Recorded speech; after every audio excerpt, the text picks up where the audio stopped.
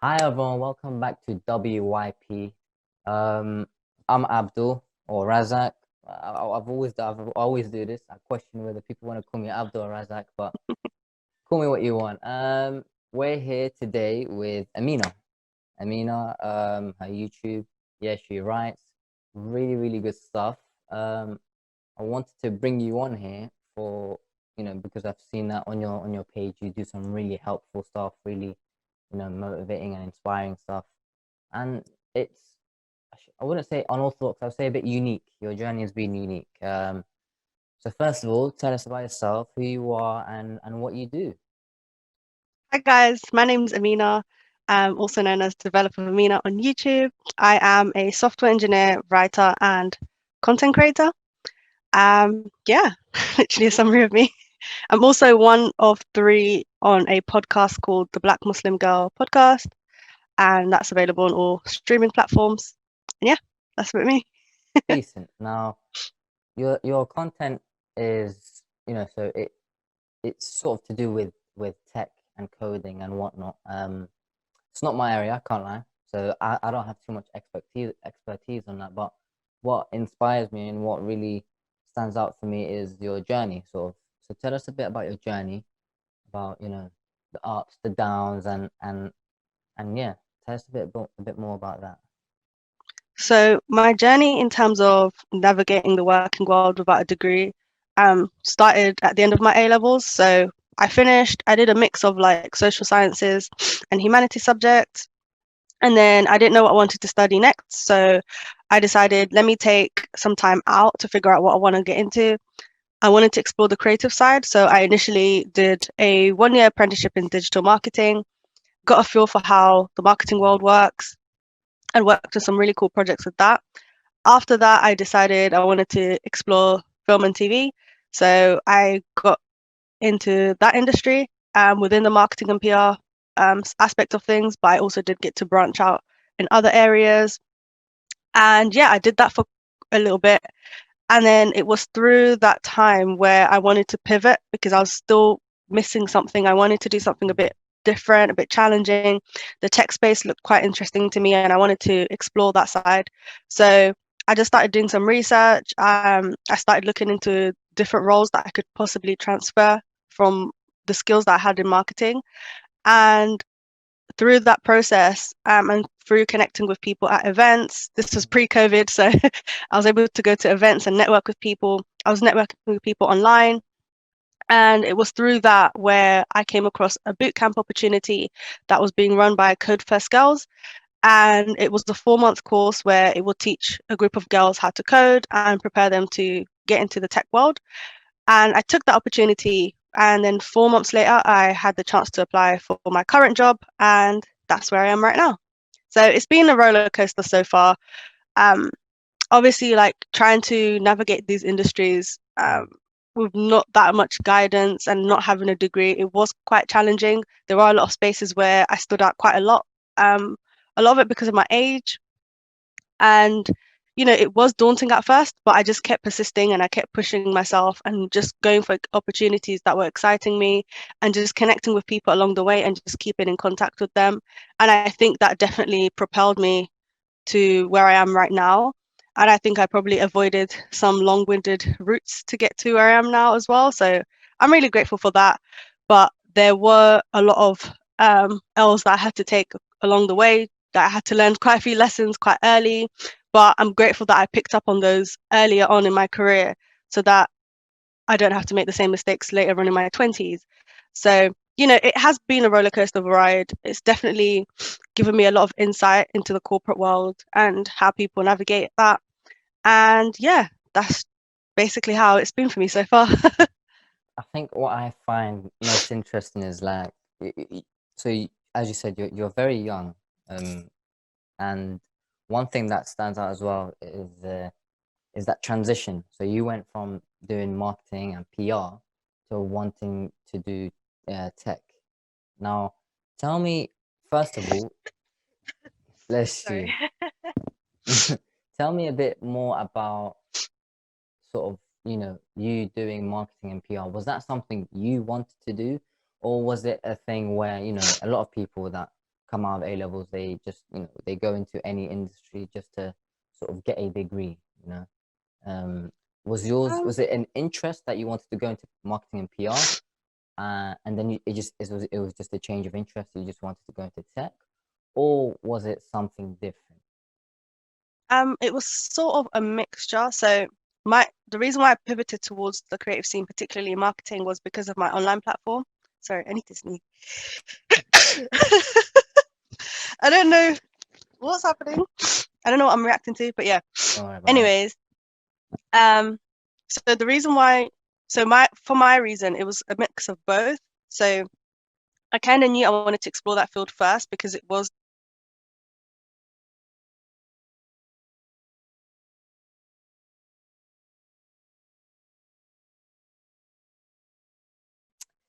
Tell us a bit about when you were doing marketing and PR. So I'm guessing you were doing that. You came out of A levels and you went into that marketing and PR. So when you done that, was it out of, personal interest? It was a passion of yours that you wanted to do it, or was it a thing where a lot of people in A levels do, where, they do something and they go into uni just because, they think that's the next step where, they don't really enjoy what they want to do in uni. So was yours an interest, or was it, sort of almost forced? I wouldn't say forced, but it is a bit forced. so that was something I had in mind during my second year, especially because um I didn't want to go to uni part because of that. Like I didn't want to force myself to study a subject at Mm, uni that I wasn't 100% sure of, especially because there's so many other options, which is what ultimately led me to the decision of not going to university. Um, and when it comes to like with marketing, I sort of broke down the things I'm already good at and what I could potentially do outside of uni while I'm trying to figure things out. And things like marketing, things like, working on social media, SEO, those are things that kept popping up. So I was like, okay, as a game plan, that seems to be like a smoother transition from A levels to mm, a particular field that I could explore and see where my skill set can help me. Around this time as well, like my online presence was growing quite fast. I was writing a lot. I had a blog at that time and my audience was growing. And I was like, okay, there's some skill set here involved in growing and maintaining an audience online. So maybe that's something I can transfer into this career path. So it was sort of planned, but at the same time, I was keeping an open mind just so I'm not limiting myself too early. I just mm, wanted to see what's out there and just try everything. Because even when I joined in marketing, initially it was just digital. So a lot of the times I was working on social media, but I pushed to try other things such as like producing videos, editing, mm. interviewing, working with different organizations and picking up the skills from there, like managing stakeholders. I tried everything because I just wanted to see like where do my strengths lie in. And I think I'm glad I did that because it gave me like a wide range of things to explore and it helped me figure out what are the things that I actually enjoy, what are the things that I don't enjoy, and what am I actually good at. Mm. And that's partly why even to this day, like I move around quite a lot. And I would encourage it where you can to, move across different roles or ask questions or try to get an insight from people that are doing different things to you, just to see like if it's something that's interesting you, find out more about it rather than just going head first without thinking too much into it. Yeah, So that's I sort of think like where my head was at the time. And that's sort of like how I set myself up to pursue working in the corporate world, regardless of where I went. it's crazy because like when you're 18, you're coming out of A levels, a lot of the people, and I'm saying probably like 95%, or 90% of people, if they were in your position, they would, it would be very difficult. It seems like you have, massive proactivity. You're very proactive in just everything because you're going out there, you're doing stuff, and like you were doing blogs at a young age and whatnot, and you saw that there was something there. Tell me a bit about that proactivity.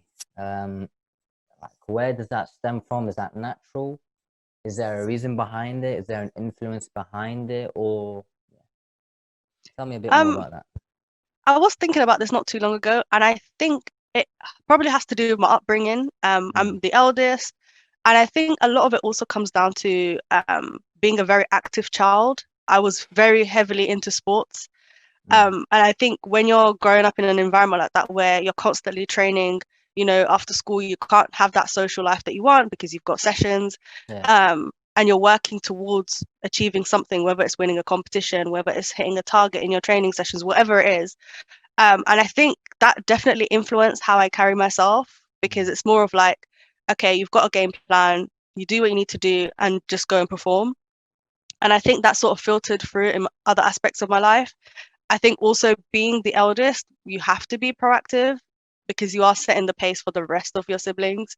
And there also comes a lot of responsibility at a very young age. So I think that sort of fed into it. And also just the kind of person I was at school. Like everything I'm doing now is sort of like an iteration of how I've always been in terms of like helping people, sharing information. I was like that at school. I was the one that would write a lot of the notes and prepare myself a bit better.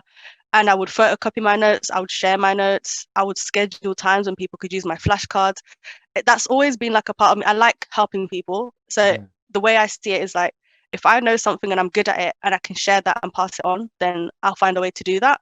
Yeah. And I think that just sort of filtered out. I think that just sort of filtered in throughout my life and it still affects me to this day. And I sort of just applied that mentality at the end of my A levels. So it's like, okay, cool. I've got my grades. So they're there as backup. If everything fails, I can go to uni. And if that's like my last option, then I'm in a good position because I can technically go to university whenever I want. I have my grades, it's cool.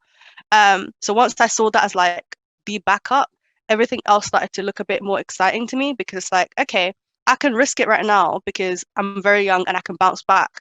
And if my worst case scenario is going to uni, then it's not really that terrible, Yeah. per se.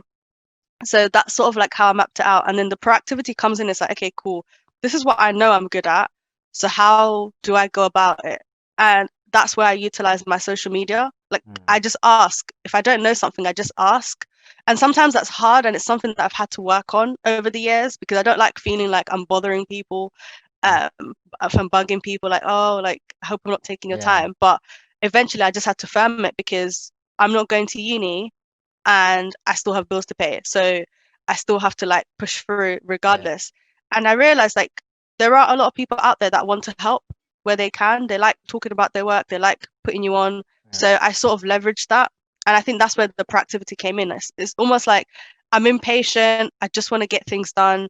Um, and I need to pay my bills. So that combined probably is why I come across quite proactive. But even with that, like I've had moments where I've woken up and I don't want to do anything for the day, Yeah. Of but course. I've had to like force myself because I have to get things done so things can move.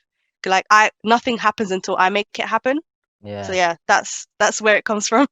What? Because from how I see it is like, um, all this, I think you having a good sense of responsibility of where you are in your life, like what position you hold in your family, what position you hold just within yourself.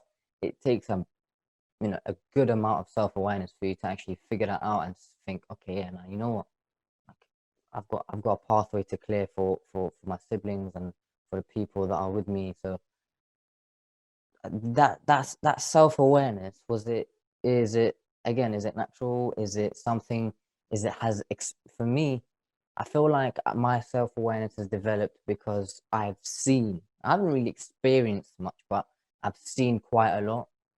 Obviously, I'm still young and there's like a million things for me to see. I haven't scratched the surface yet, but I think just based of what I've seen, it's enough for me to sort of have a sort of wider perspective of what's going on.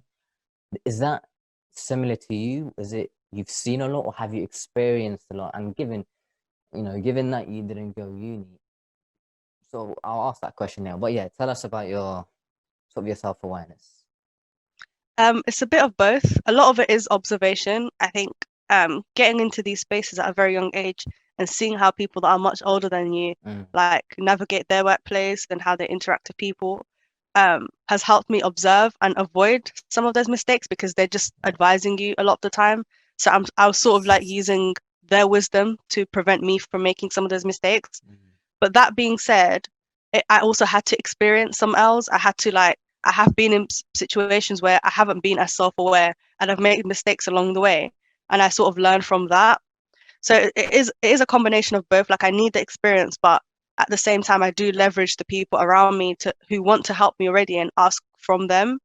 And that's something that I'm still working on because it might look like I've got everything together and I have a clear pathway. Yeah. But when people ask me like, what do I want to do in 5 years? I actually can't give an answer because I don't know. Simply because like 2 years ago, I didn't know I'd be doing software engineering. Yeah. It's just something that I did not see coming as far as I'm concerned. So for me, it's like trying to balance between making sure I'm doing things that align with my principles and my values, but Mm. also keeping an open mind to trying different things. Yeah.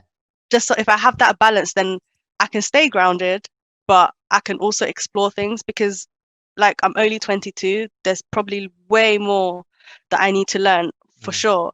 And it's like, I can't do that if I don't keep an open mind. But at the Yeah. same time, it's like I've picked up enough to know, like, sort of where I want to head at based Mm. on me as a person.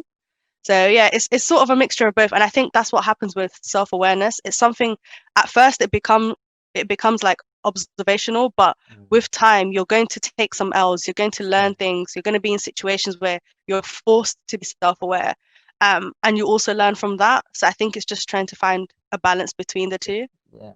So you touched upon it, and it like it gasses me when I hear that. But you touched upon values and your principles.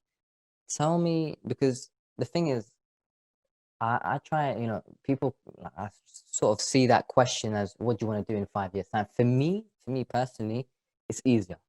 I can say where I want to be at.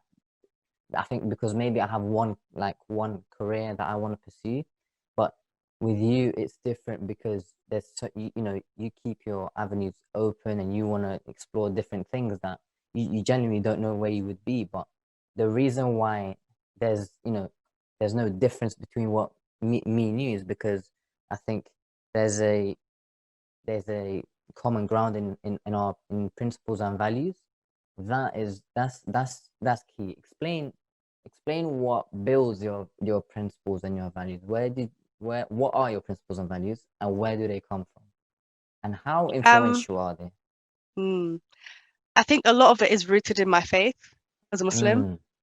Mm. Like a lot of my principles come down to valuing community, respecting people, um, being emotionally invested in what you do and not sacrificing your values for it. So like I don't want to be in a situation where I have to sacrifice my faith or any other part of my identity just to progress. Mm.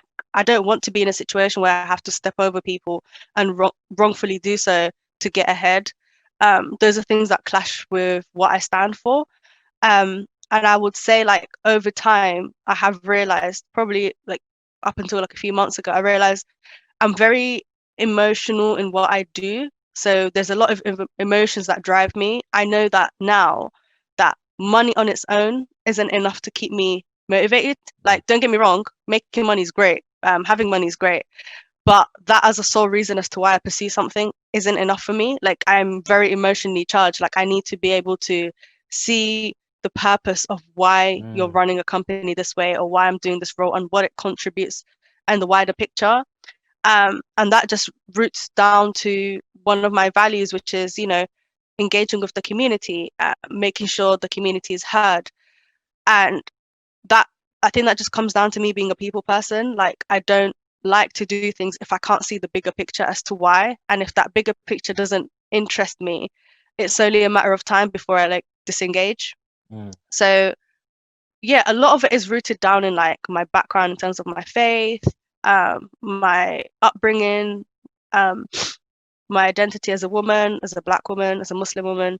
I think that has shaped how I stand my ground in what I do and how it informs my decisions. Like I don't want to be in a situation where I have to compromise any parts of those identities.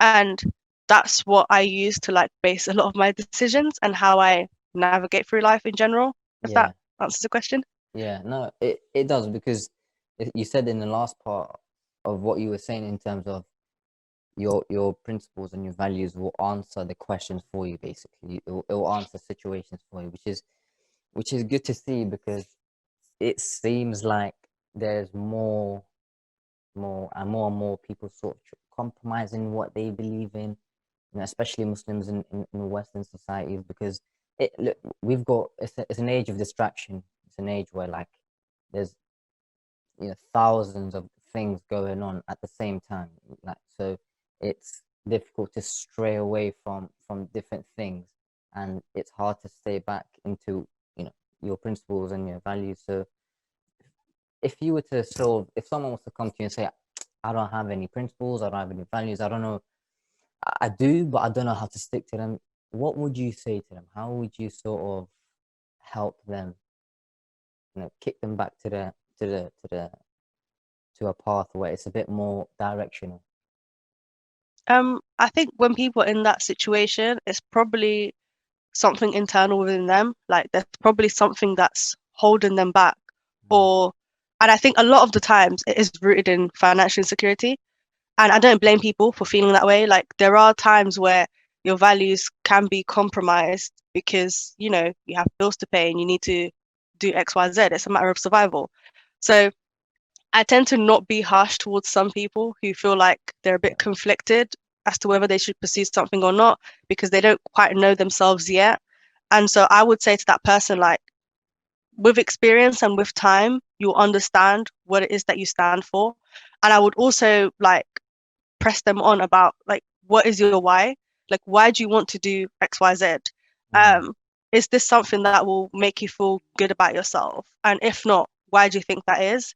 Because what I found a lot of the times, and I think I went through this phase at some point, I was just in like autopilot mode where I'm just doing, doing, doing. And then it gets to a point where I get burnt out and I realize, wait, I feel like I'm going in the wrong direction, or I don't know where I'm going. And I don't feel good about it. And that's when you still have to step back and be like, okay, what do you actually want out of life? Like, what Yeah. do you actually want for yourself? And that could be anything for you. It could be like, oh, I want to earn a certain amount, or oh, I want to get into a certain field, whatever it is. Like you need to be honest with yourself and ask Mm. yourself why, and then go from there. So for me, it's like I know that I want a fulfilling role, whatever that looks like, where I can help people and where I can understand the bigger picture of what a company or platform is doing. Yeah. That's what I know brings me like some sort of fulfillment and contentment. And then you can break that down further and be like, okay, I would want a role that will build up a set of skills that I want to be able to have under my belt. And then I also want to earn this much. And then I also want to, be in a position where I can balance my life and work. Mm. So you have like the bigger picture, which is I want to feel fulfilled and be able to help people. And then you break that down into like more practical steps, like, okay, what do I need to do to get to that point? What are some practical things that I need to make sure I have so that I can feed it into the bigger picture of what I want? Yeah. Does that Um, make sense? no, it makes perfect sense, but then there's people out there that would look at that and think, I just can't be bothered to get up. I just don't want to get up and do and be practical and do this and do that. So for me, I think Mm, maybe, as you said, it comes down to a sense of you need to know the why, in terms of like, what are you actually doing, and then why are you doing it. And then again, it relates back to your faith. So I was having in an interview, um, that I've released last week with Moaz. We had a bit of a discussion on purpose. So my sort of my platform and whatnot. It's what's your purpose? It's a constant, everlasting question that people should be asking themselves. What yeah. is yours? So what Mm. sort of, you look and you say, no matter if I'm rich or if I'm poor, if I'm here or I'm there, what, like, I have direction, and I have meaning and purpose because of this particular thing. What is it for you? So the thing is with purpose, like I don't have like one specific thing that's Okay. like at the end of the tunnel and it's like if I'm not reaching that, then I just feel Mm. directionless. I feel like the term purpose is sort of packaged in a way that's very rigid. So then when people are trying to figure out their quote unquote purpose, they don't know where to start. And I Yeah. think for me, it's one of those things that you continuously like build up on. So Mm. like what I felt like my purpose was like 3 years ago has definitely changed or adapted at least. For me, I guess it just comes down to making sure I'm giving back in whatever Mm. way that looks like that's beneficial to people. But then that again is quite vague. So that could be like an underlying why, but I don't know if that's technically a Yeah. purpose, because a purpose is something that you commit towards and you keep doing. And I just don't think that like the fact that our lives are not very linear. Like we don't live our life in just like one straight line. We go up and down and we go backwards, we start again, we fall down, we pick ourselves back up, whatever it is. I just feel like just because of how I've lived my life and experienced things, I wouldn't necessarily say I have like one main purpose. And Yeah. if there is, it's probably what my religion says, which is, to serve God and to do well as a Muslim. That Mm. would probably be the only like solid foundation that I have. But in terms of like on a personal level, I feel like my purpose will continue changing. And I think that just comes down to me as a person. Like I I'm not one of those people that have like one career in mind. That's what I'm going to work towards. When Yeah. I get there, it's going to be great. My mind is like sort of scattered everywhere. It's like, oh, this interests me. That interests me. Let me try this. Let me try that. I don't like that. Just the way I am. Like I can't seem to narrow down. So what has happened for me in the past few years Yeah. is it's sort of become more specific, but still broad enough for me to not feel like I'm being suffocated. Mm. And I think it's quite normal if some people just can't be bothered. I think a lot of the times they're exhausted by just the way life is. And a lot of it is rooted down in like the lack of opportunities that's presented to people, the lack of access, the lack of information. And I don't necessarily think that's the individual's fault. Like it's very easy to feel Yeah. very overwhelmed in the world we live in today. Like I don't blame anyone. I've hit that roadblock where I just feel like I actually can't be asked to do anything. I don't feel motivated. And it's not something that's always like you're not always going to be on 100%. Yeah. That it is up and down. It's not very linear. So when it comes to purpose, it's something that I'm not like letting weigh down on me too Mm. much. It's like I might not know exactly what I think my purpose is, but the more I do things that excite me, the more I'll see a pattern. And then Yeah. maybe, I don't know, in 5 years' time, I might be closer to what it could be. So that's sort of how I see it. For me, what matters most is like, is what I'm doing making me feel like I'm doing something meaningful, and do I feel useful? I think that's how I personally like navigate around the whole term purpose. Like, Yeah. do I feel good when I achieve X, Y, Z? Like, do I feel like I'm helping people? Because I think that's what I like to do. But even if it's something that I like to do, I don't know if that's my actual purpose. Because you could enjoy things, but that doesn't necessarily mean that's your calling. Yeah. It could just mean that you enjoy it. So I feel like it's one of those things like if I was a young like for any young person like myself, like don't beat yourself up too much about it. Like don't think too deeply into it if it doesn't click for you. I think learn to experience things and go for things that are interesting you, and then question yourself why that interests Mm. you. Why are you curious about that? Why do you think like, oh, maybe that's something I could explore? And then just go from there. Like we are both very young and we can bounce back from a lot of mistakes Yeah. because we don't like, and even if we weren't, it's still the same thing, like just how life works. Like we could have a plan in 5 years' time and none of it could work. Like that could happen. And I think that's very normal. And I think there's lessons to be learned in that process as well. So I think I don't know, for me personally, like when people are, oh, what is your purpose? It's like it's so broad. I can't narrow it Yeah. down to one thing, to be Yeah. honest. Like, for me, like